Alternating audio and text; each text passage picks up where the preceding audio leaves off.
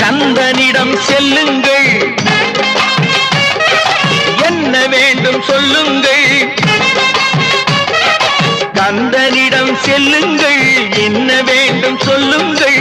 வந்தவினை தீந்துவிடும் மற்றவற்றை தள்ளுங்கள், வந்தவினை தீந்துவிடும் மற்றவற்றை தள்ளுங்கள். கந்தன் காலடியை வணங்கினால் கடவுள்கள் யாவரையும் வணங்குதல் போலே கந்தன் கந்தன் கந்தன் காலடியை வணங்குங்கள்.